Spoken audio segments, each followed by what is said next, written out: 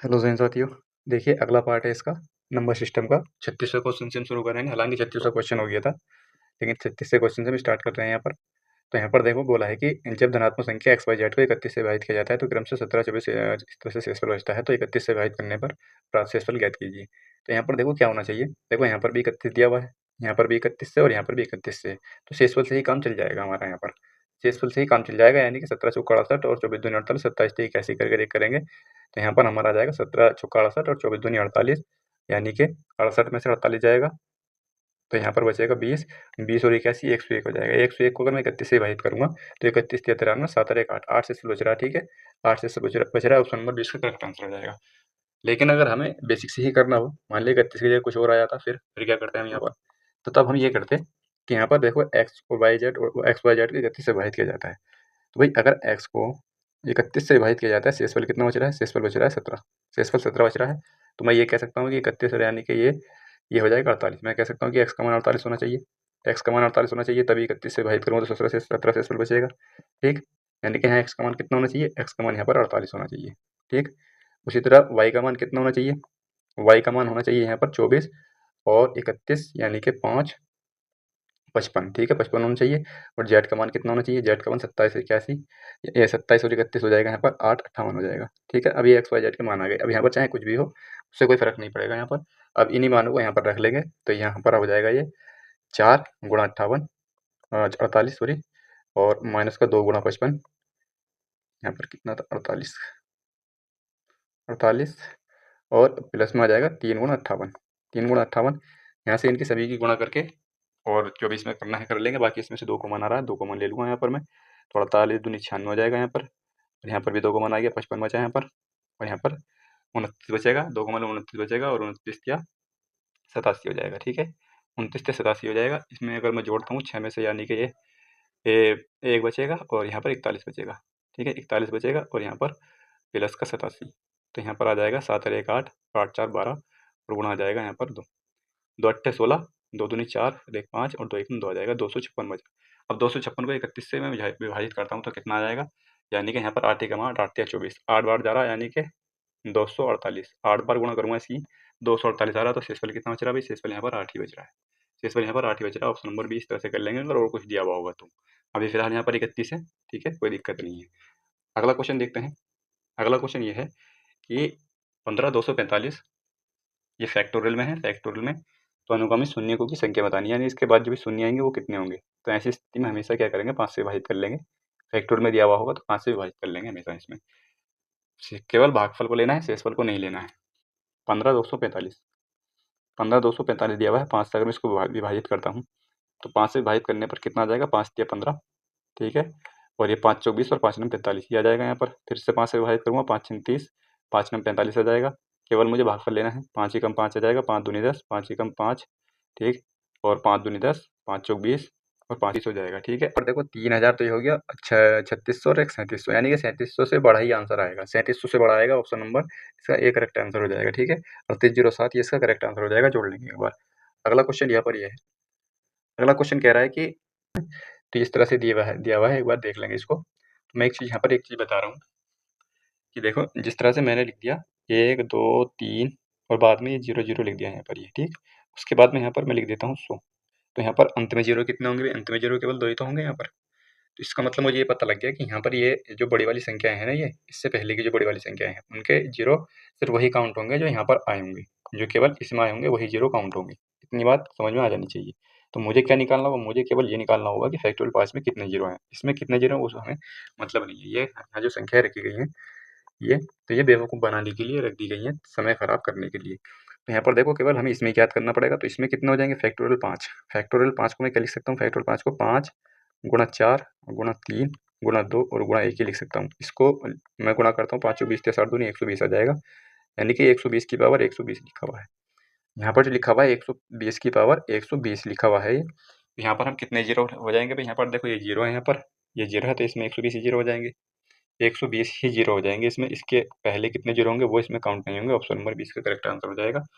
अगला क्वेश्चन ये है कि संख्या 2 4 6 8 10 196 198 200 को परस्पर गुणा किया जाता है तो गुणनफल की दाईं ओर अंत पर शून्य की संख्या क्या होगी। तो ये क्वेश्चन भी कुछ ऐसा ही है, ठीक है। ये भी समय खराब करने के लिए हमें इसकी गुणा नहीं करनी, हमें दिख रहा है कि यहाँ पर 2 सभी में कॉमन है। 2 मैंने अगर कॉमन ले लिया तो यहाँ पर 1 गुणा 2 और गुणा 3 गुणा 4 इस तरह से बचेगा और होते-होते ये 100 तक जाएगा, यानी कि यहाँ पर 200 था, 2 मेरा यहाँ पर बाहर आ गया है। तो ये क्या लिखा हुआ है अभी ब्रैकेट के अंदर लिखा हुआ है फैक्टोरियल 100, ठीक है। फैक्टोरियल 100 लिखा हुआ है, फैक्टोरियल 100 को हम जब इसका प्रसार करेंगे तो यही लिखा जाएगा, ठीक है। और मैंने भी बताया था कि अगर कोई भी संख्या फैक्टोरियल में लिखी हुई तो 5 से भाग कर देंगे, 5 से भाग करूँगा 5 दूनी 10 आ जाएगा और 5 चौक 20 आ जाएगा। तो यहाँ पर कितने जीरो हो गए? 24 जीरो हो गए यहाँ पर, ठीक है। 24 जीरो होंगे इसके बाद में, ठीक।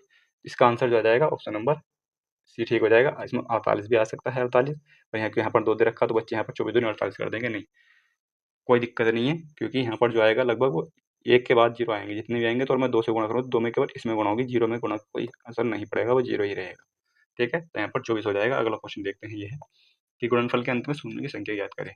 इसमें शून्य की संख्या ज्ञात करनी है गुणनफल के बाद। तो 3 की पावर 123, 122, 121, तो मैं यहाँ पर 3 की पावर 121 कॉमन ले लूँगा भाई। 3 की पावर 121 मैंने कॉमन ले लिया, तो यहाँ पर बचेगा 3 की पावर 2 बचेगा, और यहाँ पर बचेगा 3 की पावर 1 और यहाँ पर बचेगा 3 की पावर 0, ठीक है। और गुणा उसी प्रकार मैं इसमें से ले लूँगा, 2 की पावर 119 कॉमन ले लूँगा, तो यहाँ पर बचेगा 2 की पावर 2 बचेगा और माइनस 2 की पावर 1 बचेगा और माइनस 2 की पावर 0 बचेगा। 2 की पावर या किसी भी संख्या की पावर अगर 0 हो तो उसका मान हमेशा 1 होता है, ठीक है। 3 गुणा 121 आ जाएगा और गुणा 2 की पावर 119 आ जाएगा और गुणा में आ जाएगा यहाँ पर 3 तिया 9, 3 तिया 9 हो जाएगा, माइनस का 3 और माइनस का 1 यानी कि 6, यानी कि 5 बचेगा यहाँ पर। 5 बचेगा, यहाँ पर कितना जाएगा 4, 4 में से 2 जाएगा, 2 बचेगा, 2 में से 1 जाएगा, 1 बचेगा यहाँ पर, ठीक है। तो 1 2 मुझे यहाँ पर मिल जाएगा, 1 5 यहाँ पर है, केवल 5 1 है, तो इसलिए 5 इसमें जो शून्य की संख्या होगी केवल 1 होगी, ठीक है। शून्य की संख्या केवल 1 होगी यहाँ पर, क्योंकि केवल 1 5 है, ठीक है। क्योंकि 2 के साथ, यानी कि अगर मैं यहाँ पर और भी 2 होते, क्योंकि जो 0 बनता है 5 के साथ या तो 2 हो या फिर 4 हो तभी 0 बनेगा, वरना 0 नहीं बनेगा, ठीक है। तो यहाँ पर केवल 1 5 है, तो 1 ही 0 बचेगा, यहाँ पर बनेगा केवल 1, ऑप्शन नंबर इसका करेक्ट आंसर हो जाएगा। अगला क्वेश्चन ये है यहाँ पर 41वां क्वेश्चन ये कह रहा है 360 के सभी गुणनखंडों, समगुणनखंडों तथा विषम गुणनखंडों की संख्या बतानी है, कितनी होगी। 360 दिया हुआ है भाई, 360, 360 को मैं क्या लिख सकता हूँ, 360 को लिख सकता हूँ मैं 9 चौक 36 लिख सकता हूँ। 9 चौक 36 और 5 दूनी और 5 चौक यहाँ पर 5 आ जाएगा और 2 आ जाएगा, ठीक है। 5 दूनी 10 ही लिख सकता हूँ भाई मैं। इसके अलावा मैं यहाँ पर ये 2 की पावर 2 हो जाएगा, 2 की पावर 3 हो जाएगा, इसको मिला कर 3 की पावर 2 लिख दूंगा और 5 की पावर 1 लिख दूंगा, इसको एक इस तरह से लिख सकता हूँ। तो भाई सभी गुणनखंड कितने होंगे, सभी अगर गुणनखंड हमें ज्ञात करने हों, सभी गुणनखंड, तो 3 में 1 जोड़ेंगे, 2 में यानी कि पावर में 1 1 जोड़ करके गुणा कर देंगे उनकी, यहाँ 3 हो जाएगा, यहाँ 2 हो जाएगा, इनकी गुणा कर देंगे, यानी कि 4 या 12 दूनी 24, यानी कि सभी गुणनखंड तो 24 है, जिसके सभी गुणनखंड है वो 24 है यहाँ पर। तो 24 के साथ तो 3 ऑप्शन है भाई। इसके अलावा मुझे गुणनखंड ज्ञात करने हैं। समगुणनखंड ज्ञात करने के लिए ये 2 की पावर 3 है, इसमें से 2 की पावर 3 है, तो 1 2 को काउंट नहीं करना है, बस 1 2 काउंट नहीं करना, बाकी काउंट करना है। यहाँ पर 2 की पावर 2 बचेगा, तो मैं क्या करूँगा, 2 बचेगा तो 2 में 1 जोड़ दूंगा मैं यहाँ पर, ठीक है।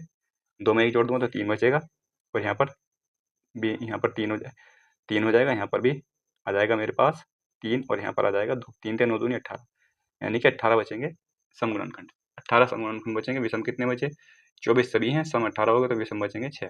ये इसका करेक्ट आंसर हो जाएगा, ऑप्शन नंबर ए इसका करेक्ट आंसर हो जाएगा यही। अगला क्वेश्चन देखते हैं। अगला क्वेश्चन ये है 3 जीरो के अभाज्य गुणनखंडों की संख्या बतानी है। ये लिखा हुआ है यहाँ पर 303, 303 लिखा हुआ है। इसी में पिछले पार्ट में एक संख्या आई थी 1001, ठीक है, ये आई थी। तो ये किस चीज़ से विभाजित होती है भाई, ये विभाजित होती है 7 से, 13 से और 11 से, ठीक है। 7 13 और 11 तीनों से विभाजित होती है ये वाली संख्या, ठीक है, ये वाली संख्या।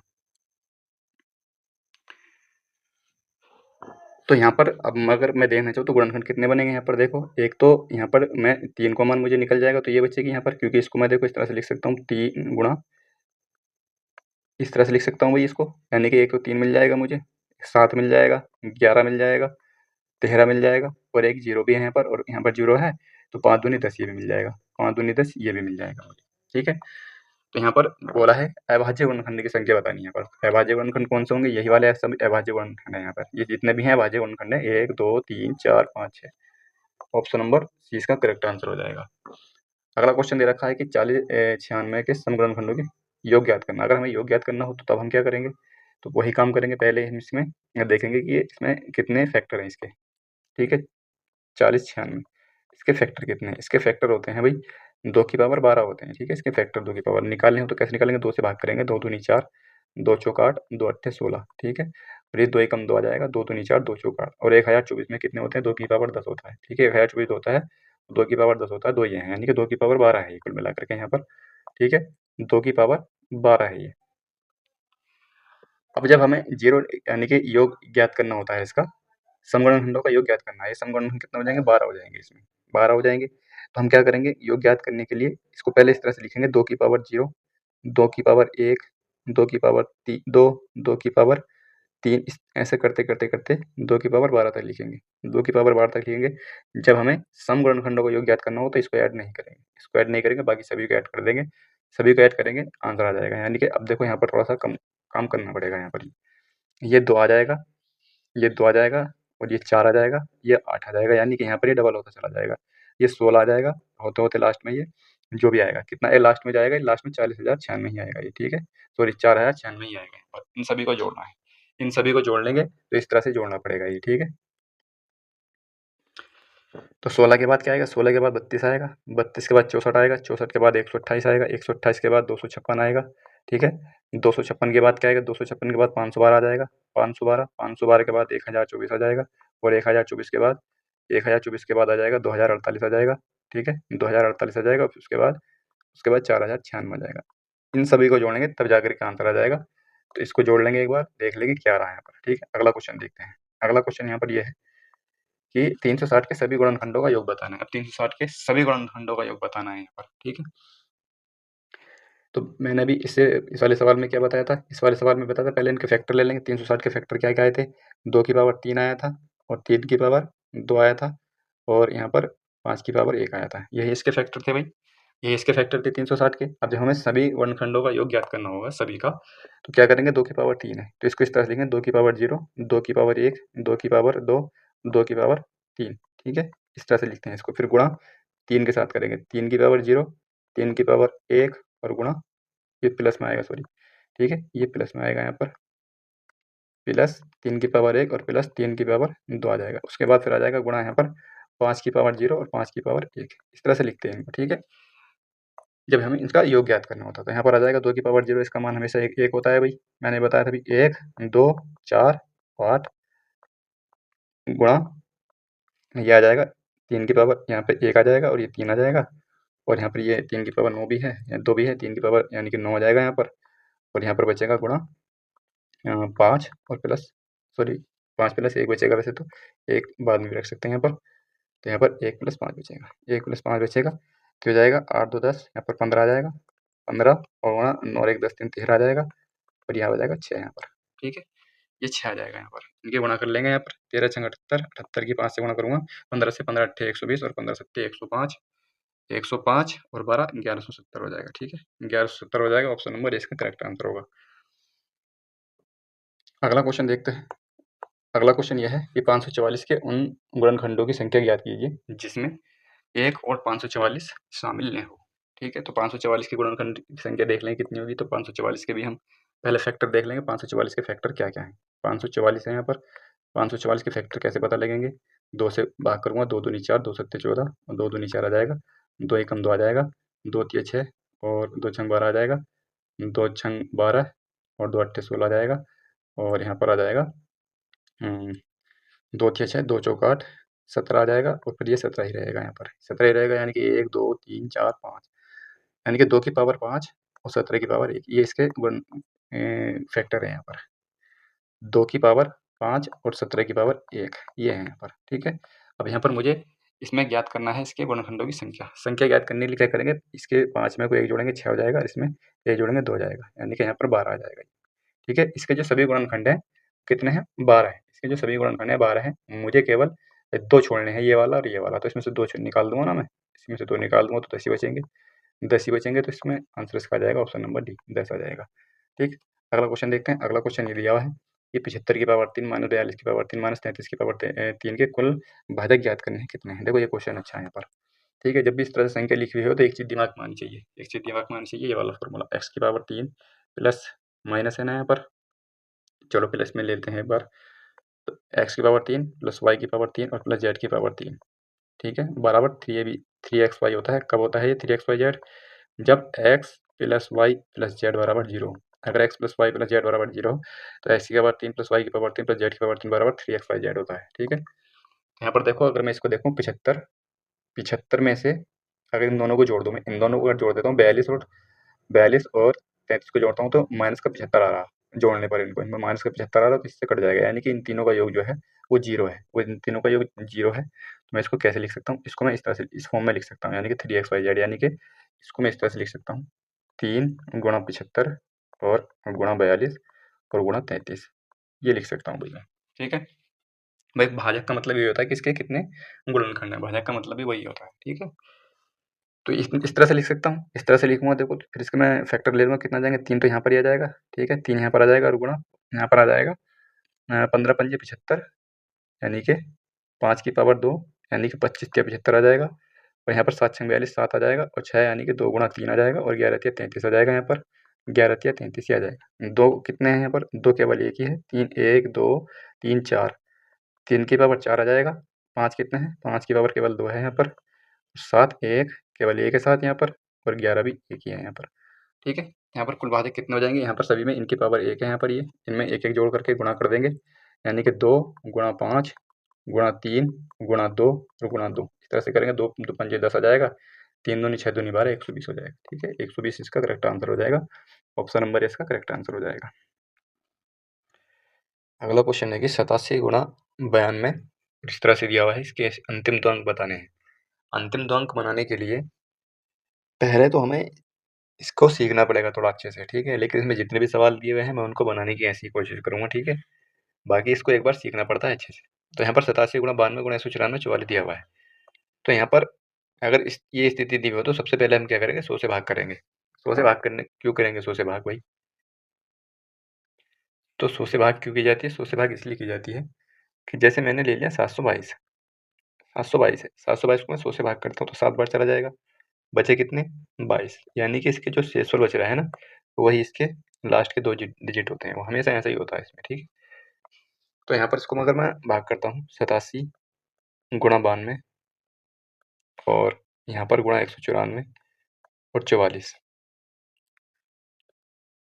इसको मैं भाग करता हूँ 100 से, 100 से भाग करूँगा तो या तो मैं इनके सबकी इसमें से 100 से भाग करके देख लूँगा कि 100 से देख लूँगा कितने-कितने इसमें कॉमन आ रहा है। लेकिन यहाँ पर 44 आ रहा है तो मैं इसको 25 बना करके देख लूँगा, ठीक है। 25 दूनी 50, उसके फिर आसानी रहेगी थोड़ी-सी। इसको 25 बना लूँगा तो 4 से काट लूँगा किसी भी एक संख्या को। तो यहाँ पर ये 11 बन जाएगा तो मैं इसको काट लूँगा इस वाले को काटूँगा यहाँ से, तो 4 से कट जाएगा, 4 दूनी 8 और 4 तिया 12। लेकिन इस 4 को काटते वक़्त ध्यान देना है, इस 4 का काम हमें बाद में भी पढ़ने वाला है, ठीक है। बाद में भी पढ़ने वाला होता है जब हम इस तरह से किसी को काटते हैं तो। ठीक है, और यहाँ से मैं काटता हूँ 25 से इसको काटूँगा, 25 चौक का 100 यानी कि माइनस का 13 रिमाइंडर बचेगा, ठीक है। 25 कम 25 माइनस का 2 रिमाइंडर बचेगा।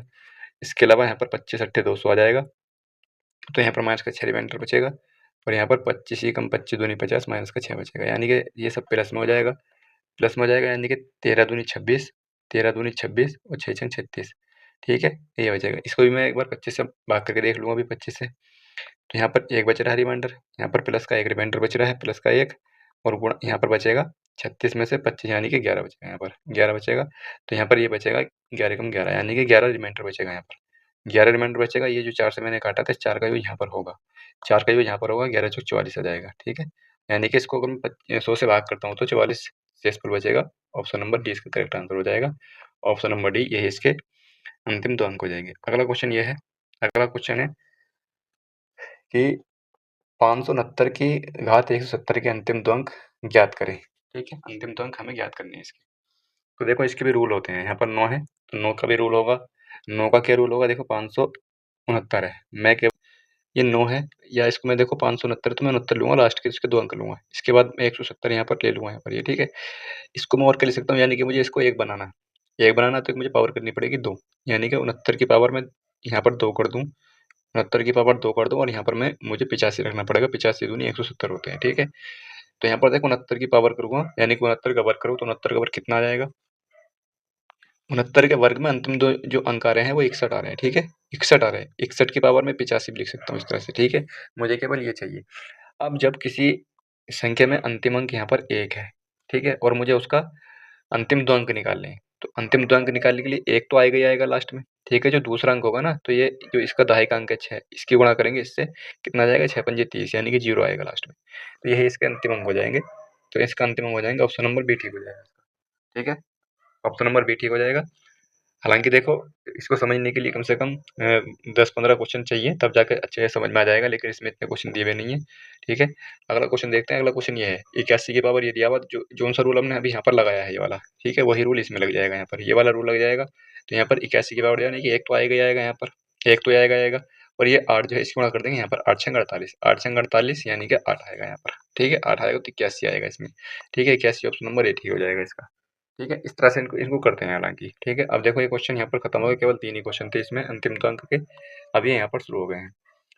अगर ये क्वेश्चन समय से पूरे हो गए, मैं रीजनिंग की भी कोशिश करूँगा कराने की, रीजनिंग के मेन चैप्टर में करा दूँ रीजनिंग के। अगर समय लगता है, हालाँकि समय नहीं है, अगर समय होता तो फिर इसकी मैं एक वीडियो बना देता, ठीक है, अंतिम 2 अंक की, फिर कभी भी अंतिम 2 अंक कभी नहीं भूलते करने के लिए। अगला क्वेश्चन देखते हैं। अगला क्वेश्चन कह रहा है कि जब आप 100 से लेकर 1000 तक गिनते हैं, तो अंक 4 कितनी बार आएगा, ठीक है? तो एक चीज़ हमें पता होनी चाहिए, अगर हम 1 से लेके 99 तक, ठीक है? 1 से लेके 99 तक, ये 200 या 101 से लेके 199 तक कोई भी संख्या हम गिनते हैं, ठीक है? सॉरी, 100 लेके 99 तक और 100 से लेके 199 तक, ये क्रम रहेगा, ठीक है? क्योंकि 99 यहाँ पर आ चुका है, तो फिर हमें यहाँ पर 100 लेना पड़ेगा। तो हमें एक चीज़ ये पता होनी चाहिए कि 1 से लेके 99 तक कोई भी संख्या, यानी कि सिवाय एक को छोड़ करके कोई भी संख्या कितनी बार आती है? 20 बार आती है, ठीक है? कोई भी संख्या हो। एक जो होता है ना, एक 21 बार आता है, ठीक है? एक 21 बार आता है, और 0 जो है वो 11 बार आता है, ठीक है? ये बात याद रखेंगे यहाँ पर इसमें, ठीक है? तो कोई भी संख्या जो है वो 20 बार आती है, सिवाय एक के छोड़ करके। एक जो आता है वो 21 बार आएगा, ठीक है? ये चीज़ पता होनी चाहिए। तो यहाँ से हमें क्या बताना, 100 से लेके बताना है 1000 तक, हमें 100 से लेके 1000 तक बताना है हमें केवल, ठीक है? तो यहाँ से देखो, 100 से लेके 199 तक देखेंगे, 100 से लेके 199 तक कितना जाएंगे? 20 आ जाएंगे। उसी प्रकार ये बढ़ते चले जाएंगे, 20 ही आएंगे यहाँ तक, 20 यानी कि 100, 200, 300, 400, 500। यहाँ पर लेकिन जो अब यहाँ पर देखो 4 है, हमें चार काउंट करना, तो 4 आएगा 120 बार, ठीक है? 400 से लेकर 499 तक 120 बार आएगा, इसको भी ध्यान रखना है, ठीक है? कोई भी संख्या हम जैसे काउंट करते हैं, अब जैसे हमें 2 ही काउंट करना हो तो 2 आता है 120 बार, ठीक है? इस तरह से लेते हैं यहाँ पर। जहाँ 4 से, तो 499 तक 120 बार आएगा, ठीक है? तो ये एक बार हमें 100 ऐड करना पड़ेगा फालतू बस। यहाँ पर कितना आ जाएगा? 100 से लेकर 99, सॉरी, ये 1, 2, 3, 4, 5, 6, 7, 8, और यहाँ पर ये आ जाएगा 900 से लेकर 999 तक, यानी कि 20, ये कितने हो जाएंगे? 1, 2, 3, 4, 5, 6, 7, 8, 9, ठीक है? यानी कि आ जाएंगे यहाँ पर 9 दूनी 18, यानी कि 180 बार। 180 बार मैंने बताया था, यहाँ का जो 100 रह गया ना, वो और ऐड करना पड़ेगा यहाँ पर बस, ठीक है? तो 280 बार आ जाएगा, ठीक है? 280 बार आ जाएगा, ऑप्शन नंबर इसका सी करेक्ट हो जाएगा, इसका ऑप्शन नंबर, ठीक है? ऑप्शन नंबर सी करेक्ट हो जाएगा। बाकी इसको एक बार दोबारा बता रहा हूँ, देखो मैं थोड़ा सा घुलमिल सा गया था इसमें क्वेश्चन ये। तो मैंने बताया कि अगर 1 से लेकर 99 तक, 1 से लेकर 99 तक कोई भी संख्या कितनी बार आएगी? ये आएगी 20 बार, 20 बार आएगी, सिवाय एक को छोड़ करके। एक जो आएगा वो आएगा 21 बार, ठीक? इसके अलावा अगर मुझे जैसे दो निकालना हो कि दो कितनी बार आएगा, तो दो आएगा ना यहाँ पर, दो 120 बार आएगा, ठीक है? बस इतना ही इसमें चेंजेस करना, 20 बार आ जाएगा, ठीक है? यानी कि 200 से लेकर, ये इस तरह से लिखा हुआ है यहाँ पर। हालांकि पूरा लिखूंगा तो थोड़ा सा समय सा लगेगा, ठीक है? हालांकि देखो 300 से लेकर 399 तक इस तरह से लिख रहा हूँ मैं ये। तो ये आएगा यहाँ पर 20 बार आ जाएगा यहाँ पर ये, ठीक है? 200 से लेकर 299 तक था, और यहाँ जो 400 से लेकर 499 तक आएगा ना, 400 से लेकर 499 तक, ये 120 बार आएगा, बस ये थोड़ा सा चेंजेस इसमें ये है, ठीक है? तो इसी तरह से है ये, इसी तरह से सबको जोड़ेंगे तो ये 280 आ रहा है, ठीक है? अगला क्वेश्चन देखते हैं, समझ में आ गया होगा, कर लेंगे इस तरह सब क्वेश्चन को। अगला क्वेश्चन यहाँ पर ये है कि 3 की पावर 3 प्लस 6 की पावर 3, 9 की पावर 3, इसका योग बताना है, क्या होगा, ठीक है? यहाँ पर देखो, इसकी मैंने फॉर्मूले लिखवाए थे, शायद मैंने बूस्टर सेट में लिखवाए थे, इसमें नहीं लिखवाए थे मैंने, ठीक है? यहाँ पर उसमें समय लग जाएगा, मैं इसी का फॉर्मूला बताऊंगा यहाँ पर अभी। 3 की पावर 3, और यहाँ पर 6 की पावर 3 है, और प्लस 9 की पावर 3 है, और यहाँ पर हो जाएगा ये 30 की पावर 3। तो इसमें बताना है, इसका योग ज्ञात करना है। योग ज्ञात करने के लिए सबसे पहले तो हम इसमें से कॉमन लेते हैं सबसे पहले, ठीक है? सबसे पहले कॉमन लेंगे, यहाँ पे 3 की पावर 3 कॉमन आ रहा है यहाँ पर, ठीक है? 3 की पावर 3 कॉमन आ रहा है, यानी कि यहाँ पर 1 बचेगा, ठीक है? यहाँ पर 2, यहाँ से 3 की पावर 3 आ जाएगा, तो 2 की पावर 3 बचेगा यहाँ पर, ठीक है, यहाँ पर 3 की पावर 3 बचेगा। तो इसी तरह से होते होते ये बचेगा, इस तरह से होते होते मैंने यहाँ से 3 की पावर 3 कॉमन ले लो, तो यहाँ पर कितना बचेगा, 10 की पावर 3 कॉमन बचेगा यहाँ पर। ठीक है, इस तरह से बचेगा यहाँ पर, 1 की पावर 3 भी लिख सकता हूँ मैं यहाँ पर। ठीक है भाई, तो यहाँ पर अभी आ गया यहाँ पर प्राकृतिक संख्याओं के घनों का योगफल आ गया। ठीक है, तो n प्राकृतिक संख्याओं के घनों का योगफल क्या होता है, ये होता है भाई यहाँ पर n plus n plus one, n plus one बटे 2 की पावर, ये हो जाता है यहाँ पर वर्ग। ठीक है, यही होता है इसका, यानी कि प्राकृतिक संख्याओं का जो योगफल होता है उसी का वर्ग कर देते हैं, तो वही जो होता है प्राकृतिक संख्याओं के घनों का योगफल आ जाता है। ठीक है, तो ये इसमें हमें करना होता है यहाँ पर। ठीक है, तो यहाँ पर इसमें रख देंगे इसका मान, यानी कि संख्या कितनी है, यहाँ पर संख्या है 10। 10 ये यहाँ पर 3 की पावर 3 यानी 27, तो आ जाएगा 27 और गुणा यहाँ पर ये आ जाएगा n कितना है 10 और 11 बटे 2, 2 पंजे 10, 55 आ जाएगा, यानी कि 27 गुणा 55 आएगा। ठीक है, 27 गुणा 55, सॉरी 55 का यहाँ पर 55 आएगा, तो 55 का वर्ग होगा यहाँ पर। ठीक है, 2 पंजे 10, 55 हो जाएगा, 27 गुणा 55 का वर्ग आएगा 27 और गुणा 55 का वर्ग। 55 का वर्ग कितना होता है भाई, 55 का वर्ग निकाल लेंगे वैसे तो एक बार।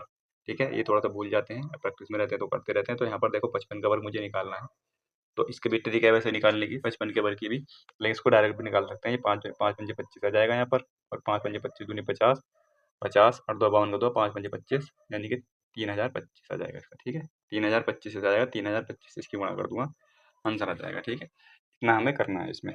अगला क्वेश्चन देखते हैं। अगला क्वेश्चन यहाँ पर यह है कि भैंसा तथा बत्तखों के एक समूह में सिरों की संख्या के 2 गुने से 24 अधिक पैर, भैंसों की संख्या समूह में कितनी है। तो भाई देखो, इसकी भी एक वैसे तो फॉर्मूला भी होता है, लिगेशन से भी कर सकते हैं, कई तरीके होते हैं, लेकिन इसमें इस तरह से दे दिया है कि इसमें कोई संख्या नहीं दे रखी, तो इसको बेसिक से बना लेंगे। ठीक है, बेसिक से भी कोई ज़्यादा बड़ी बात होती नहीं है, इसमें बेसिक से और आसान हो जाता है, 2 लाइन का क्वेश्चन कुल होता है ये। ठीक है, यहाँ पर भैंस है और यानी कि बफेलो है, और यहाँ पर डक है। ठीक है, तो इसमें जो है ये दे रखा है कि इनकी जो कुल संख्या है, यानी कि सिरों की संख्या, इन्हीं की सिरों की संख्या, यानी कि इनकी टोटल संख्या जो है वो 2 गुने से 24 अधिक है पैरों की संख्या, ये बोला है इसमें। तो इसके पैर कितना होंगे भाई, बफेलो के पैर कितने होंगे, 4 पैर, तो 4 भी हो जाएंगे पैर इसके। इसके 2D हो जाएंगे पैर। ठीक, और इसकी जो कुल संख्या है, जो इनकी कुल संख्या है, तो वो यानी कि पैरों की जो कुल संख्या है उनके सिरों की संख्या से, सिरों की संख्या के यानी कि सिरों की संख्या कितनी हो जाएगी, सिरों की संख्या इनकी B प्लस D हो जाएगी, जो इनके टोटल यहाँ पर इनके 2 गुने से कितने अधिक है, 24 अधिक है। क्या, इनके पैर, पैर कितने हैं, 4B और 2D। ठीक है, ये हो जाएंगे यहाँ पर, तो इसको कर लेंगे 2B प्लस 2D प्लस के यहाँ पर 24 आ जाएगा और बराबर 4B, इसका 2D, 2D इसमें से कट ही रहा है भी यहाँ पर, ये 2D कट जाएगा यहाँ पर, यानी कि ये इधर जाएगा तो 2B, यानी कि B का मान आ जाएगा 12।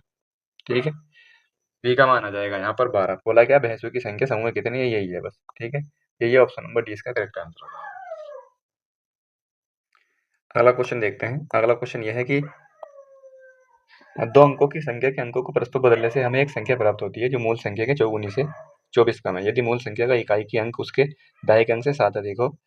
तो मूल संख्या बतानी है कितनी, तो मूल संख्या के लिए तो भाई अगर मूल संख्या पूछिए तो इसे तो ऑप्शन से कर लेंगे, इसमें ऑप्शन से कर लेंगे, कोई ज़्यादा बड़ी बात इतना है नहीं। यहाँ पर सबसे पहले तो ये बोला है कि जो मूल संख्या का इकाई का अंक उसके दहाई के अंक से 7 अधिक है। दहाई के अंक से तो पहले भी इसमें भी अधिक है, इसमें अधिक नहीं है, इसमें भी अधिक नहीं है, एक इसमें, यानी कि 2 ही अंक, 2 ही ऑप्शन है जो चेक करने पड़ेंगे, 29 और 18, ये 2 ऑप्शन चेक करने पड़ेंगे बस। तो 29 को अगर हम चेक करते हैं तो इसमें बोला है कि 2 अंक की संख्या के अंकों को परस्पर बदलने पर, यानी कि पहले तो ये दे रखी थी 29, हमने इसको बदल दिया तो ये 52 हो जाएगा यहाँ पर।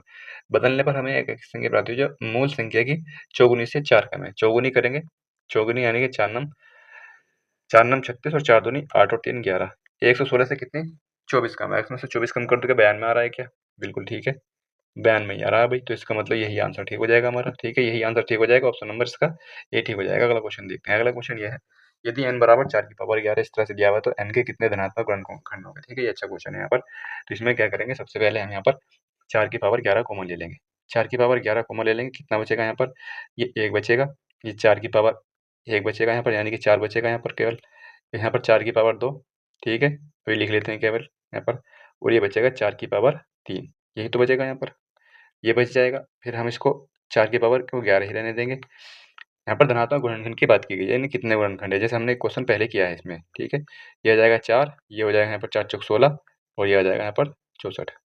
ठीक है, इसको हम जोड़ते हैं तो 20, 21 और 21 इसमें जोड़ देंगे तो ये आ जाएगा यहाँ पर 5, 85 आ जाएगा। ठीक है, 4 की पावर 85 गुणा और 4 की पावर 11 गुणा 85 आ जाएगा 85। तो इसमें धनात्मक गुणनखंड बताने हैं कितने होंगे, यानी कि 4 की पावर 11 को मैं 2 की पावर 22 भी लिख सकता हूँ भाई, 22 और गुणा यहाँ पर 85 यानी 17 पंजे 85, यानी कि 5 की पावर 1 और गुणा 17 की पावर 1। यहाँ पर कितने धनात्मक गुणन करने, मैंने बताया था कि 22 में 1 जोड़ेंगे, ठीक है, और इसके बाद 1 में 1 जोड़ेंगे और फिर 1 में 1 जोड़ेंगे, ठीक है, इनके गुणा कर देंगे तो 23 आ जाएगा यहाँ पर। 23 गुणा 2, ठीक है, 2 दूनी 4, 4 तिया 12, 4 दूनी 8 और 1 9, 92 हो जाएंगे, ठीक है भाई, 92 हो जाएंगे। ऑप्शन नंबर ए इसका करेक्ट आंसर हो जाएगा, ठीक है। अगला क्वेश्चन देखते हैं। अगला क्वेश्चन यह है कि जब किसी संख्या को 3 से विभाजित किया जाता है तो शेषफल 2 आता है, फिर जब भागफल को 7 से विभाजित किया जाता है तो शेषफल 5 आता है, मूल संख्या को 21 से विभाजित करने पर शेषफल कितना होगा। ये क्वेश्चन भी अच्छा है। यहाँ पर इसको बेसिक से कर लेंगे। तो यहाँ पर मैं संख्या मान लूँगा, यहाँ पर वो ए है, संख्या ए है, यानी कि भाजक भाज्य बराबर भाजक गुणा भागफल प्लस शेषफल, ये सभी को पता है। यहाँ पर तो 3 से विभाजित करूँगा, 3 से विभाजित करूँगा तो मैंने मान लूँगा यहाँ पर भागफल x है, तो यहाँ पर कितना शेषफल बचता है, 2 शेषफल बचता है। अब बोला है कि इस वाले भागफल को अगर मैं 7 से विभाजित करूँ, यानी कि इस x को अगर मैं 7 से विभाजित करूँ तो तब क्या आएगा, ये यहाँ पर x आ जाएगा। उसको 7 से विभाजित करने पर मैं मान लेता हूँ यहाँ पर यहाँ पर जो भागफल है वो p है। अब कितना शेषफल बच रहा है, अब शेषफल बच रहा है 5, ठीक है। इस x का मान मैं यहाँ पर रख दूँगा पहले वाले में रख दूँगा तो कितना आ जाएगा भाई, यहाँ पर आ जाएगा a बराबर, ये आ जाएगा 3 सत्ते 21 p और प्लस 3 सत्ते 21 p, यहाँ पर रखूँगा x का मान यहाँ पर रखूँगा मैं, तो 3 सत्ते 21 पर 3 पंजे 15 आ जाएगा, ठीक है, 3 पंजे 15 और ये 2 ऐसे ही रहेगा, यानी कि ये आ जाएगा यहाँ पर यानी कि मूल संख्या आ जाएगी 21 p प्लस 17 आ जाएगा, ठीक है, 21 p प्लस 17 आ जाएगा, ये मूल संख्या है यहाँ पर, ठीक है। ये मूल संख्या था, इसे बोला कि ये मूल संख्या, उसको 21 से विभाजित करने पर भागफल p रहेगा, शेषफल 17 रहेगा, ठीक है, शेषफल 17 रहेगा, यही पूछा है इसमें, ऑप्शन नंबर सी ठीक हो जाएगा इसका। अगला क्वेश्चन देखते हैं। अगला क्वेश्चन ये है कि भाग के एक प्रश्न में भाजक भागफल का 9 गुना और शेषफल का 7 गुना है, तो शेषफल 45, तो भाज्य पता नहीं कितना होगा। मैंने बताया था जो भाज्य होता है ना, भाज्य भाज्य बराबर भाजक गुणा भागफल और प्लस का शेषफल, ये होता है, ठीक है। इसको याद रखना कि भाजक भागफल का 9 गुना है और शेषफल का 7 गुना। शेषफल इसमें 45 दिया हुआ है, ठीक है, यहाँ पर जो शेषफल दिया हुआ है 45 दिया हुआ है शेषफल, और यहाँ पर बोला है कि शेषफल का 7 गुना है क्या, भाजक जो है वो भागफल का 9 गुना और शेषफल का 7 गुना। तो यहाँ पर भाजक कितना हो जाएगा, भाजक हो जाएगा यहाँ पर 7 पंजे 35 और 7 चौके 28, यानी कि 315 यहाँ पर भाजक आ जाएगा। भाजक भागफल का 9 गुना, भागफल का 9 गुना, तो भागफल कितना हो जाएगा, भागफल हो जाएगा 9 से इसकी भाग कर देंगे, 9 तिया 27, 9 तिया 27, 9 पंजे 45, यानी कि 35 आ जाएगा यहाँ पर भागफल। तो भाज्य बताना, भाज्य में यहाँ पर इसके मान रख देंगे तीनों। यहाँ पर भाजक कितना है, भाजक है 315 और भागफल है यहाँ पर 35 और प्लस शेषफल कितना है, शेषफल है 45 यहाँ पर, ठीक है। इसको सोल्व कर लेंगे। सोल्व करने के लिए सबसे अच्छा तरीका ये रहेगा कि इसमें हम 45 कॉमन ले लें, ठीक है, 45 कॉमन आ जाएगा यहाँ पर, 45 यहाँ पर कितना बचेगा, ये बचेगा यहाँ पर 45 कॉमन ले लिया तो ये आ जाना चाहिए यहाँ पर, अभी तो गुणा की थी 7 से, ठीक है, ये आ जाएगा यहाँ पर 7, 7 पंजे 35 और 7 तिया 21, 21 और 3 24, ठीक है, और ये आ जाएगा 45, इनको जोड़ देंगे यहाँ पर 45, ठीक है। हालांकि 45 तो यहाँ पर कॉमन आ चुका है, एक 45 तो मैंने कॉमन ले लिया यहाँ पर, ठीक है, तो यहाँ पर एक ही बचा केवल, ये एक ही बचा यहाँ पर एक, यानी कि ये आ जाएगा 45 और गुणा 246, 246 इसकी गुणा करनी है, आंसर आ जाएगा। संख्या इस प्रकार है कि अंकों का गुणनफल 8 है। यदि इस संख्या में 63 जोड़ दिया जाए तो अंक अपना स्थान बदल लेते हैं। संख्या में अंकों का योग बताना है कितना होगा। तो भाई इसमें कैसे करेंगे, इसमें देखो पहले ही दिया था कि अंकों का गुणनफल 8 है, अंकों का गुणनफल 8 है, मैं मान लूंगा वो संख्या 10x प्लस y है, ठीक है, 10x प्लस y है, दो अंकों की संख्या है, उसके अंकों का जो गुणनफल है वो कितना है, वो 8 है यहाँ पर, ठीक। तो यहाँ पर बोला है कि अगर इस संख्या में 10x प्लस वाई में अगर मैं 63 जोड़ दूँ, 63, तो इसके अंकों का स्थान बदल जाता है, यानी कि ये हो जाती है यहाँ पर। देखो हालांकि इसको सोच भी सकते हैं दिमाग से, लेकिन जितनी देर में सोचेंगे उतनी जल्दी हम कर भी सकते हैं यहाँ पर। तो इसके अंकों के स्थान बदल जाते हैं, 10y प्लस एक्स हो जाएगा यहाँ पर, 10 वाई प्लस एक्स, अंकों के स्थान बदल गए, ये एक्स इधर जाएगा, वाई इधर जाएगा, यानी कि यहाँ पर आ जाएगा मेरे पास 9x माइनस का 9y और बराबर 63 आ जाएगा, या y माइनस का x बराबर आ जाएगा, यहाँ माइनस का 63 आएगा तो इधर माइनस में जाएगा, जो अब मैं यहाँ पर चेंज कर दूँ तो यहाँ पर इसका प्लस में बना दूंगा, 9 सत्ते 63, y माइनस एक्स का मान 63 आ जाएगा, तो यहाँ पर सॉरी 7 आ जाएगा, y माइनस एक्स का मान 7 आ गया, तो इसका मतलब यहाँ पर वो संख्या वो 8 है और यहाँ पर 1 है, और इनका गुणनफल जो आ रहा है वो 18 है, यानी कि y का मान 8 है, x का मान यहाँ पर रख देंगे 10 प्लस 8 आ जाएगा, यानी कि 18 है, वो संख्या जो है 18 है, ठीक है। वो संख्या 18 है, तो इसका मतलब यहाँ पर इनका योग 9 हो जाएगा। ऑप्शन नंबर डी इसका करेक्ट आंसर हो जाएगा। अगला क्वेश्चन देखते हैं। अब यहाँ पर ये एपीजीपी शुरू हो गई है यहाँ पर, ठीक है। एपीजीपी का क्वेश्चन है, इसमें कुछ देख लेंगे इसको भी। तो 30 25 की पावर 125 तरह से दिया हुआ है, इसका 30वां पद बताना है क्या होगा। 30वां पद, तो यहाँ पर ये एपी सीरीज है, ठीक है। एपी सीरीज है, यहाँ पर ए का मान कितना है, ए का मान 30 है, ठीक है। तो पहले इसका मैं बता दूं कि इसमें जो है एपी में अगर हमें एनवा पद निकालना हो, तो एनवा पद निकालना तो उसके लिए होता है ए प्लस एन माइनस का 1 डी, ठीक है। और अगर हमें ऐसा नहीं आने के पदों का योगफल निकालना होता है, तो ये हो जाएगा 2a प्लस का एन माइनस का 1 डी हो जाएगा, ठीक है। यहाँ पर सॉरी एन एन बटे 2 और आएगा यहाँ पर, ठीक है। ये एन बटे 2 और आ जाएगा बराबर। इसके अलावा अगर अंतिम पद और प्रथम पद दिया हो, तो तब इसका जो फॉर्मूला होगा एन बटे 2 ए प्लस एल हो जाएगा, यानी कि अंतिम पद और प्रथम पद। इन फॉर्मूलों को याद रखेंगे, ठीक है। अगला क्वेश्चन देखते हैं। यहाँ पर ए का मान दिया हुआ है 30, ए का मान 30 दिया हुआ है, और यहाँ पर सर्वांतर कितना दिया हुआ है, सर्वांतर दिया हुआ है यहाँ पर 30 में से 25, यानी कि पिछले में से अगला घटाते हैं, यानी कि दूसरे में से घटाएंगे यहाँ पर, यानी कि इसमें से घटाएंगे 25 से ही 1/2, इसमें से घटने पर कितना जाएगा यहाँ पर, ये आ जाएगा यहाँ पर माइनस का 9/2, ठीक है। माइनस का 9/2, यानी कि डी का मान जो है वो माइनस का 9/2 है। डी का मान यानी कि जो डिफरेंस है वो 9/2 चल रहा है सभी में यहाँ पर। तो यहाँ पर अब मैं देख पा रहा हूँ कि 30वां पद बताना है क्या होगा।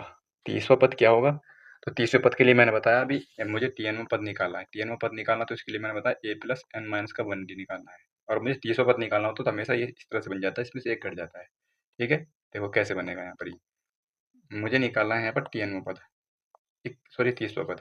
30वां पद निकालना तो ए प्लस 29 डी आ जाएगा, ठीक है। ए प्लस 29 डी आ जाएगा। मुझे कोई भी पद निकालना हो, मुझे 50वां पद निकालना हो तो ए प्लस 50 डी आ जाएगा, तो 49 डी आ जाएगा, ठीक है।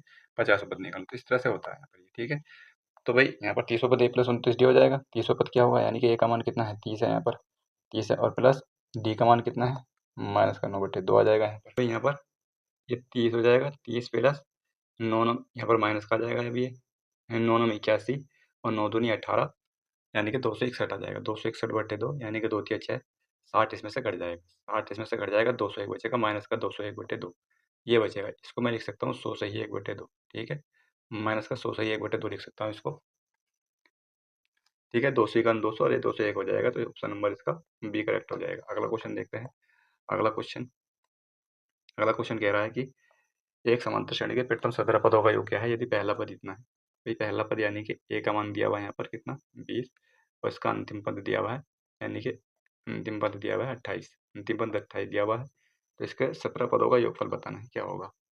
17 पदों का योगफल मैंने भी बताया था कि अगर अंतिम पद यानी कि TN पद को अंतिम पद भी बोल सकते हैं। यहाँ पर ये 28 हो जाएगा, 28, यहाँ पर ए का मान कितना है 20, और प्लस यानी कि इसमें लगा रहा हूँ मैं अंतिम पद यानी कि ए प्लस एन माइनस का 1 डी, ठीक है। इसमें लगा रहा हूँ, इसमें रख रहा हूँ ये, तो माइनस का 20 आ जाएगा, और एन का मान यानी कि इसमें निकालना मुझे 17 पदों का योगफल, यानी कि 17 आ जाएगा, यहाँ पर पद 17 है इसमें, और माइनस का 1 और गुणा डी आ जाएगा। यहाँ पर डी का मान मुझे निकालना है, यानी कि मुझे सर्वांतर निकालना है कितना होगा यहाँ पर। ये इधर आकर के जुड़ जाएगा, ठीक है। ये 48 हो जाएगा, इधर 48, और यहाँ पर 16 बचेगा, ये आ जाएगा डी, 16 × 48, डी का मान आ जाएगा 3। डी का मान अगर 3 आ जाएगा तो मेरे पास ए का मान भी है, डी का मान भी है, तो मुझे क्या बताना है इसमें योग बताना है। 17 पदों का योगफल बताना है। तो योगफल कितना हो जाएगा, देखो मेरे पास अंतिम पद है और प्रथम पद है, दोनों है, तो मैं दूसरा वाला फॉर्मूला लगा दूंगा जो मैंने बताया था, यानी कि SN बराबर N/2 प्रथम पद और प्लस अंतिम पद, ये वाला लगा देंगे। इसमें एन का मान कितना है, एन का मान है 17/2, और यहाँ पर आ जाएगा ए का मान कितना है, ए का मान आ चुका है यहाँ पर 20, माइनस का 20, और अंतिम पद कितना है इसका, अंतिम पद दे रखा था इसका 28, ठीक है। 28 में से 20 जाएगा, 8 बचेगा, 2 चौका 8, 17 चौका 68, यानी कि ऑप्शन नंबर बी ठीक हो जाएगा इसका 68, ठीक है भाई। अगला क्वेश्चन देखते हैं। अगला क्वेश्चन ये है कि 267, 272, 277 का 159वां पद। इसमें कुल मिला के कैलकुलेशन कुछ नहीं है, बिल्कुल सेम सेम चीज़ है इसमें, यानी कि ए का मान तो यहाँ पर 267 आ जाएगा, 267, और डी का मान कितना आ जाएगा, डी का मान आ जाएगा यहाँ पर 272 में से 267 जाएगा, कितना बचेगा 5 बचेगा, यानी कि डी का मान यहाँ पर 5 आ जाएगा, और 159 तक बताना है, यानी कि एन का मान कितना आ जाएगा 159, 159 पदों तक का योगफल बताना है। यहाँ पर एन का मान भी 159 है, तो मुझे बताना है 159/2, यानी कि N/2, ठीक है, 2a, एक बार यहाँ पर ये गलत हो जाता है थोड़ा सा, अगर मैं इसको चेंज ना करूँ तो यहाँ पर आ जाएगा SN बराबर आ जाएगा, यानी कि SN की जगह रखूँगा 159, इसका पदों का योगफल आ जाएगा यहाँ पर 159/2, ठीक है। 2 गुणा a यानी कि 267, और प्लस का n-1 यानी कि 128, 58 और डी मतलब 5। ठीक है, ये मुझे सॉल्व करना पड़ेगा यहाँ पर। कैसे करूँगा, 167 यहीं पर रहेगा, 2 से कट जाएगा, यहाँ पर 267 बचेगा ये, और प्लस में ये 2 से कट जाएगा, 2 सत्ते 14, 2 नम 18 और गुणा 5 आ जाएगा यहाँ पर। ठीक है, 79 9 ते 27, 9 9 6 27 और 7 3 सत्ते 21 नहीं कट रहा है यहाँ पर, ये कम पड़ रहा है यहाँ पर। तो भाई इसको जोड़ करके और गुणा कर लेंगे, आंसर आएगा। ठीक है, मैंने बताया इसमें कुल मिला के कैलकुलेशन दी हुई है इसमें। ठीक है भाई, तो यहाँ पर कुछ वो आसान अगर गुणा होती तो कर लेते, वैसे तो इसमें गुणा करनी पड़ेगी और तब आंसर आ जाएगा यहाँ पर, यूनिट डिजिट से भी चेक नहीं कर सकते यहाँ पर। ठीक है, और सेम सेम दे रखा है। अगला क्वेश्चन देखते हैं यहाँ पर। अगला क्वेश्चन ये है कि जिस समांतर श्रेणी के 9वां पद और 5वां पद क्रम से ये दिए हुए हैं, तो उस समांतर श्रेणी एपी के पहले 16 पदों का योगफल कितना होगा यहाँ पर। तो 9वां पद मैंने बताया, तो 9वां पद क्या हो जाएगा, ए प्लस 8 डी हो जाएगा। ठीक है, मैंने बताया था एक कम कर देंगे, 17.25 आ जाएगा यहाँ पर। ठीक, इसके अलावा 5वां पद क्या हो जाएगा, 5वां पद हो जाएगा यहाँ पर 4 डी। ठीक है, ये कितना हो जाएगा, ये हो जाएगा 13.25, 13.25 हो जाएगा। यहाँ पर इसमें से इसको घटा देंगे, यानी कि 4 डी बचेगा यहाँ पर, 4 डी, और इसमें से घटाएंगे इसको तो यहाँ पर बचेगा 4, यानी कि डी का मान आ जाएगा 1। यानी कि यहाँ पर जो डिफरेंस है, यानी कि सर्वांतर है, वो 1 हो जाएगा। अगर ये 1 है तो यहाँ पर 4 डी का मान कितना हो जाएगा, 4 डी का मान हो जाएगा यहाँ पर, ये 1 इधर का आकर घट जाएगा, यानी कि डी का मान बचेगा यहाँ पर 12.25/4।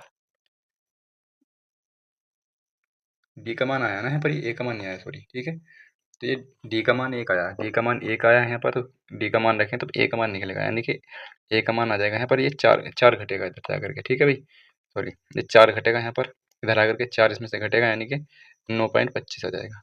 ए का मान 9.25 आ जाएगा, डी का मान 1 9.25, डी का मान 1।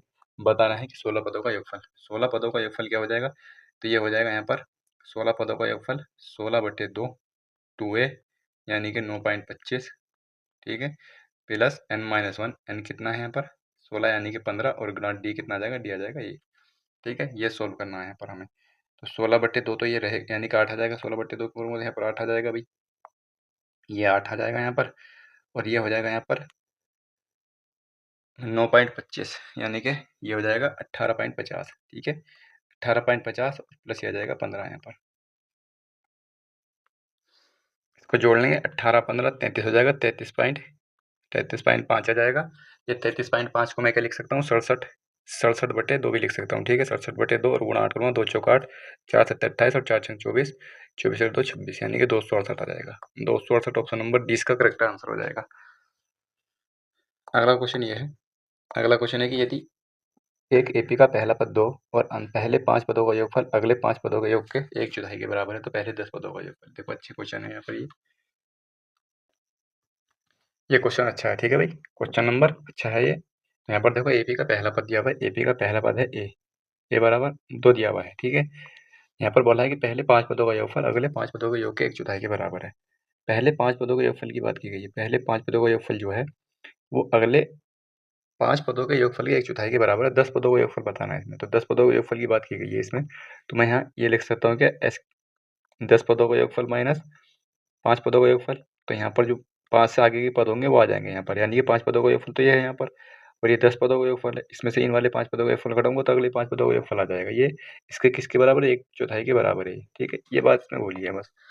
तो यहाँ पर मैं इसको 4s1 यानी कि 4s5, सॉरी 4s5, और ये इधर आ जाएगा यहाँ पर, यानी कि 5s5 बराबर का s10 लिख सकता हूँ क्या मैं। ठीक है, ये इसको इस तरह से लिख सकता हूँ मैं, 5 और s5 यानी कि 5/2 और 2a, यानी कि a का मान यहाँ पर 2 था, यानी कि 4 हो जाएगा, 4 प्लस n-1 यानी कि 4d आ जाएगा।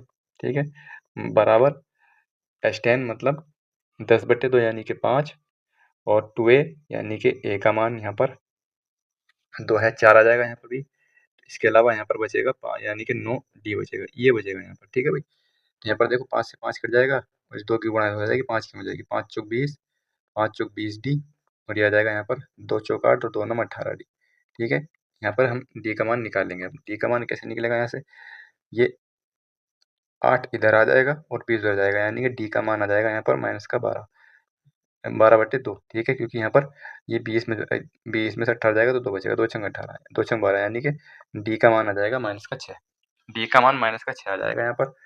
अगर डी का मान माइनस का 6 आ गया और ए का मान यहाँ पर 2 है, डी का मान माइनस का 6 और ए का मान 2, तो क्या मैं यहाँ पर अब क्या बोला इसमें, पहले 10 पदों का योगफल निकाल सकता हूँ, तो पहले 10 पदों का योगफल कितना हो जाएगा, पहले 10 पदों का योगफल होता है यानी कि n/2 यानी कि 5 और यहाँ पर आ जाएगा 4 और प्लस 9d, इसमें रख दूंगा यहाँ पर, कुल मिलाकर के यहाँ पर रख दूँ, पहले 10 पदों का योगफल ये 9 गुणा d का मान कितना है -6, -6 यही इसका आंसर हो जाएगा। 5 बचेगा यहाँ पर और ये 4 9 6 54, 4 में से 54 जाएगा यानी कि ये माइनस का बच रहा है यहाँ पर, यानी कि माइनस का 50 आ जाएगा, 5 7 आ जाएगा यानी कि 250 आ जाएगा। ठीक है, इसका जो आंसर हो जाएगा ऑप्शन नंबर सी ठीक हो जाएगा। ठीक है, अगला क्वेश्चन देखते हैं। अगला क्वेश्चन ये है, अगला क्वेश्चन कह रहा है कि यदि समांतर श्रेणी के पहले 100 का योगफल जो दे रखा है, पहले 100 पदों का योगफल दे रखा है 50 और अगले 200 पदों का योगफल दे रखा है यहाँ पर 90। इसका मतलब यहाँ से जो अगले 100 पद है, 100 पदों का योगफल 50, अगले जो 100 पद है उसमें यहाँ पर देखो ये जो पहले 100 पदों का योगफल यहाँ पर 50 है और पहले 200 पदों का योगफल 90 है, तो ये 50 पद जो है यहाँ पर इसमें आ रहे होंगे, यानी कि यहाँ से जो बचे हुए अगले 100 पद है तो उनका योगफल 40 होगा, जो अगले बचे हुए 100 पद है। तो मुझे ऐसा महसूस हुआ कि 100 पदों का योगफल 50 है और अगले 100 पदों का योगफल 40 है, तो अगले 100 पदों का योगफल कितना होगा, अगले 100 पदों का योगफल 30 होगा, यानी कि इसमें जो अंतर आ रहा है 10-10 का आ रहा है, यहाँ पर 50 अगले का 40 उस अगले का 30, तो यही इसका आंसर होगा। बोला है कि पहले 30 पदों का योगफल 100, 50, 90 और 30 120, 120 इसका आंसर हो जाएगा, ऑप्शन नंबर डी इसका करेक्ट हो जाएगा, डी इसका करेक्ट आंसर हो जाएगा। मैंने कैसे बताया, पहले 100 पदों का योगफल तो 50 था और पहले 200 पदों का योगफल कितना है, पहले 200 पदों का योगफल 90 है, तो यहाँ पर ये जो 100 पद हैं इसमें भी आए होंगे इन 200 में, यानी कि 50 यहाँ पर आ गया 90 में, तो बचे 40, तो 40 वो पद हैं जो अगले यहाँ से 100 पद है।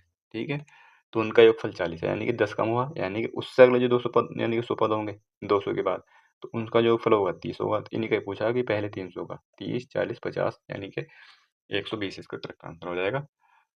अगला क्वेश्चन यह है कि n पदों की AP का 5वां पद क्या है जिसका योग n² माइनस का 2n है।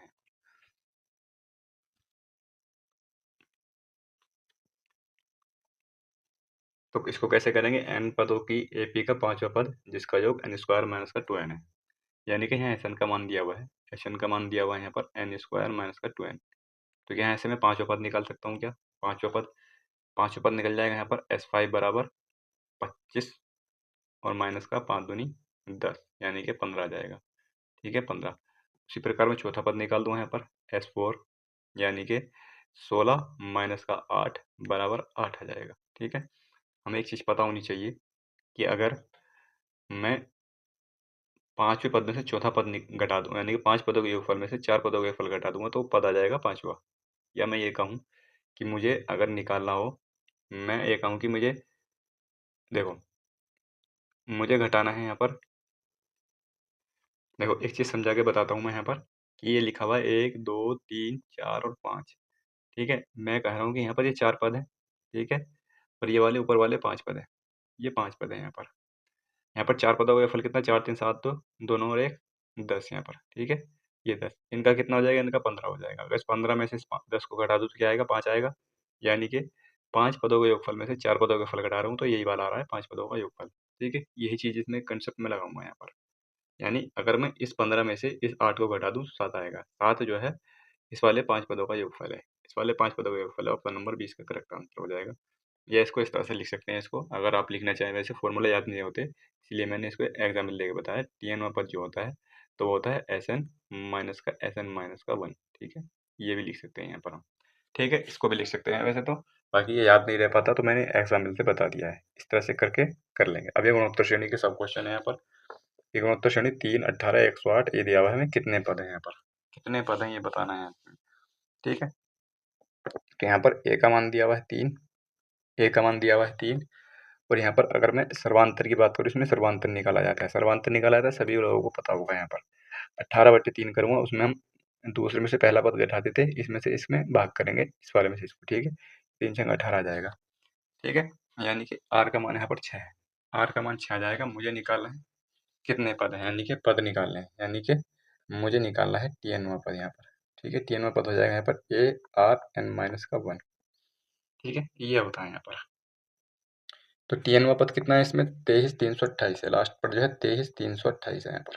ठीक है, 23,328 बराबर ए का मान कितना है 3 है और आर का मान जो है और 6 है, 6 n माइनस का 1 ये आएगा यहाँ पर।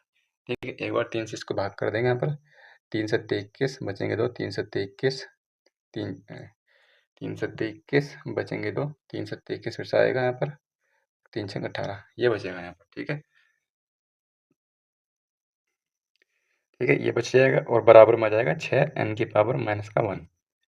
अब ये 5 बार गुणा करता हूँ तब आएगा ये। ठीक है, 6 को 5 बार गुणा करता हूँ तो यहाँ पर n का मान जो आ जाएगा वो 6 आ जाएगा, n का मान 6 आ जाएगा, क्योंकि मैं यहाँ पर कंपेरिजन कर लूँगा इसका, n का मान 6 आ जाएगा। पर अगला क्वेश्चन देखते हैं।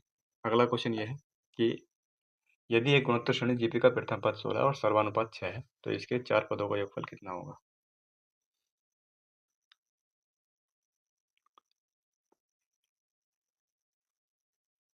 यहाँ पर प्रथम पद दिया हुआ है 16, उसके सर्वानुपात r का मान दिया हुआ है 6।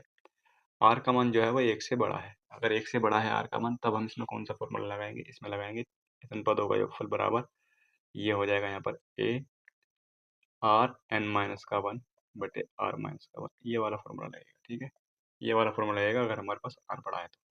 एस एन का मान आ जाएगा यहाँ पर, a का मान कितना है, a का मान 16 है, r का मान 6 है, और 4 पदों का योगफल बताना है, यानी कि n की जगह 4 आ जाएगा, माइनस का 1, 6 माइनस का 1 यानी कि 5 आ जाएगा यहाँ पर। ठीक है, 5 है यहाँ पर, 16 बटे 5 से इसकी तो 16 की गुणा करनी पड़ेगी मुझे। ठीक है, तो मुझे 16 की गुणा करनी पड़ेगी तब मेरा आंसर आ जाएगा। ठीक है, तो मैं किसकी गुणा करूँगा, 16 बटे 5 आया था, 16 बटे 5 और 1296 यानी कि 1295। ठीक है, 5 से इसको काटूंगा तो कितना आया था, 5 दूनी 10 और 5 बजे 25, 5 दिन 45, 259 के 16 ही गुणा कर लेगा, आंसर आ जाएगा कुल मिला करके। अगला क्वेश्चन, जीपी के प्रथम 23 पदों का योगफल उसी गुणोत्तर श्रेणी जीपी में प्रथम 21 पदों के योगफल के बराबर है। प्रथम 25 पदों का योगफल 2500 है, तो 42 पद बताने से क्या होगा। 23 पदों का योगफल, एस 23 पदों का योगफल जो है वो एस 21 पदों के योगफल के बराबर है। एस 21 पद जो है वो इधर भी आए होंगे यहाँ पर, यानी यहाँ पर जो पद आए होंगे, अगर मैं इस एस 21 पद इधर से घटा दूँ तो केवल यहाँ 2 पद रह जाएंगे, एस 22 यानी कि 2 पद आ जाएंगे। तो 2 पदों को कैसे कैसे लिखेंगे, उनको लिखेंगे हम यहाँ पर टी 22 और प्लस टी 23, ये 2 पद आ जाएंगे, बाकी सब जीरो हो जाएगा यहाँ पर। इसको मैं कैसे लिखता हूँ, 22 को यानी कि ए आर की पावर 21 और प्लस ए आर की पावर 22 बराबर जीरो आ जाएगा। यहाँ पर ए आर कॉमन हो रहा है, ए आर कॉमन ले लूँगा, ए आर की पावर 21 कॉमन ले लूँगा यहाँ पर बचेगा 1 और प्लस आर बराबर जीरो, यानी कि आर का मान यहाँ पर माइनस का 1 आ जाएगा। आर का मान यहाँ पर माइनस का 1 आ गया, मुझे निकालना है यहाँ पर 25 पदों का योगफल 2500 दे रखा है यहाँ पर, यानी कि 2500 दे रखा है, 25 पदों का योगफल यानी कि ए का मान मुझे निकालना पड़ेगा, ए माइनस का 1 इंटू यहाँ पर 25 आ जाएगा, यहाँ पर 25 पदों का योगफल 1 माइनस का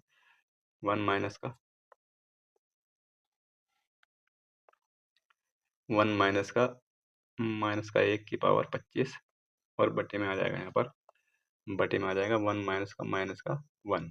ठीक है, तो यहाँ पर ये प्लस हो जाएगा, ये भी प्लस हो जाएगा, यानी कि यहाँ पर ए का मान जो हो जाएगा 2500 आ जाएगा। ए का मान अगर 2500 आ गया, मुझे निकालना 4200 पद। 4200 पद क्या होता है, ए आर की पावर 43 होता है। ठीक है, 4200 पद 41 हो जाएगा, एक एक कम हो जाता है तो 41 आ जाएगा, यहाँ पर ये हो जाएगा 4200 पद। ए का मान 2500, ए का मान 2500 माइनस का 1 41 आ जाएगा, यहाँ पर 41, तो यहाँ पर माइनस का 2500 आ जाएगा। ठीक है, माइनस का 2500 आ जाएगा, ये ऑप्शन नंबर डी इसका करेक्ट आंसर हो जाएगा। अगला क्वेश्चन ये है कि निम्न गुणोत्तर श्रेणी का योगफल ज्ञात कीजिए, अगर ये दिया हुआ है तो यहाँ पर। ठीक है, तो यहाँ पर इसको मैंने फॉर्मूला ये डायरेक्ट ही बताया था, यहाँ पर 9/10 है ये। ठीक है, 9/10 है, यहाँ पर आर का मान कितना है, आर का मान आ जाएगा 9/100 और गुणा 10/9, 9 से 9 कट जाएगा, 1/10 आ जाएगा, 1/10 आ जाएगा, यानी कि इसका मान जो आ जाएगा तो 10 ही कम 10 यहाँ पर, यानी कि 9/10 यानी कि 10/9 आ जाएगा, ये पूरा पूरा कट जाएगा। इसका मतलब इसका मान जो आ जाएगा ऑप्शन नंबर डी इसका करेक्ट आंसर हो जाएगा। ठीक है, ऑप्शन नंबर डी इसका करेक्ट आंसर हो जाएगा इसका। कैसे क्या है यहाँ पर भाई, ए का मान तो यहाँ पर कितना आ जाएगा, ए का मान आ जाएगा यहाँ पर 9/10। ठीक है, ए का मान 9/10 आ जाएगा, और आर का मान जो है यहाँ पर 1/10 है, ये 9/10 है और आर का मान यहाँ पर 1/10 है। तो फॉर्मूला लगा देंगे, एन पदों का योगफल कितना होता है, यानी कि ए आर एन माइनस का 1 बटे आर माइनस का 1, ये लगा देंगे। ये तब लगता है जब एक जो है बड़ा होता है, लेकिन यहाँ पर एक जो छोटा है, एक तो छोटा है, यहाँ आर जो है वो छोटा है एक से, तो कौन सा लगाएंगे यहाँ पर, ये आ जाएगा यहाँ पर ए यानी कि 9/10 और 1 माइनस का 1/10 की पावर n बटे 1 माइनस का 10, ये वाला लगेगा, यानी कि ये 9/10 आ जाएगा यहाँ पर, और 10 यहाँ से जब कटेगा तो केवल ये रह जाएगा यहाँ पर बस। ठीक है, इसलिए लगा दिया मैंने। अगला क्वेश्चन देखते हैं यहाँ पर, ये है कि पी क्यू आर गुणोत्तर श्रेणी में है, तो निम्नलिखित में से कौन सा कथन सत्य है? तो कौन सा कथन सत्य होगा? तो हमेशा ये वाला कथन सत्य होगा, यानी कि यहाँ पर हो जाएगा ये, सॉरी ये वाला नहीं होगा, ऑप्शन नंबर डी ठीक हो जाएगा इसका। ठीक है, बीच वाला जो होगा ना यहाँ पर क्यू, क्यू बराबर पी आर हो जाएगा, यानी कि क्यू के बराबर में ये गुणा आर करेंगे, उसका स्क्वायर चढ़ा देंगे, यही होता है इसका। ठीक है, अगला क्वेश्चन देखते हैं। अगला क्वेश्चन ये है कि एक रबर बॉल को 168 मीटर ऊंचाई से धीरे धीरे छोड़ा गया, यानी कि वही यही है कि एक गेंद जो ऊपर से गिरती है वो धीरे धीरे तो कितनी दूर तक तय करेगी। इसके लिए मैंने एक फॉर्मूला बताया था, हाइट यानी कि कितनी दूर तक तय करेगी, डिस्टेंस का फॉर्मूला डी बराबर हाइट 1+r/1 - r। ठीक है, इस तरह का मैंने फॉर्मूला बताया था। डिस्टेंस जो तय करेगी, हाइट कितनी है 168 मीटर से ऊँची गिराई जाती है, 1+r, r का मान 3/4 है यहाँ पर, और बटे 1 का 3/4 हो जाएगा यहाँ पर, यानी कि 168 यहाँ पर आ जाएगा ये। तो ये बचेगा 7/4 और बटे 1/4, 4 से 4 कट जाएगा, 7 से गुणा कर देंगे, 7×8 = 56, 7×6 = 42, और यहाँ पर 7 आ जाएगा, 7 × 7 = 11, 1176 मीटर की दूरी तय करेगी। ऑप्शन नंबर 20 का करेक्ट आंसर हो जाएगा। नया वर्ग बनाया जाता है मिला करके उसी प्रकार, यानी कि इस तरह का क्वेश्चन है ये कि एक यहाँ पर वर्ग है ये, ठीक है, इसकी भुजाओं को मिलाया जाता है, एक त्रिभुज एक और वर्ग बनाया जाता है मिला करके भुजाओं को, मध्य बिंदुओं को मिला करके इस तरह से। ठीक है, यहाँ पर मिल रहा है, इस तरह से बनाया जाता है, और ये प्रक्रिया अनंत तक चलती रहती है। मूल वर्ग की भुजा 8 सेमी है, यानी कि मूल वर्ग की भुजा 8 सेमी है, तो बताना सभी वर्गों के क्षेत्रफलों का योग बताना है, क्या होगा यहाँ पर। तो यहाँ पर इसकी भुजा 8 वर्ग है, यानी कि 8 सेमी है इसके मूल वर्ग की भुजा, तो इसका क्षेत्रफल कितना हो जाएगा? इसका क्षेत्रफल हो जाएगा 64। अब जो इसके अंदर का बनेगा उसका क्षेत्रफल इसका आधा होगा, यानी कि 32 होगा यहाँ पर। ठीक है, ये 32 हो जाएगा, 32, और इसके अंदर जो भुजा वर्ग बनेगा उसका क्षेत्रफल इसका आधा हो जाएगा, यानी कि 16 बचेगा। इस तरह से चलता रहेगा ये, अनंत तक बताना, अनंत तक। तो भाई ये जो सीरीज बननी है ना, गुणोत्तर श्रेणी बननी है यहाँ पर ये, इसीलिए गुणोत्तर श्रेणी में क्वेश्चन दिया गया है ये गुणोत्तर श्रेणी बननी है। तो गुणोत्तर श्रेणी का जो अनंत पदों का योगफल होता है वो कितना होता है? एस इनफाइनाइट जो होता है वो होता है a/1 - r होता है, बस इसको याद रख लेंगे और कुछ नहीं है इसमें। ठीक है, ये अनंत पदों का योगफल है गुणोत्तर श्रेणी के, तो इसमें रख देंगे यहाँ पर a का मान कितना है? 64 है, 64, और बटे 1 - r का मान यहाँ पर 1/2 हो जाएगा, 1/2 यानी कि 1/2 है 64 दूनी 128 हो जाएगा, 64 दूनी 128, इसका आंसर आ जाएगा ऑप्शन नंबर ए।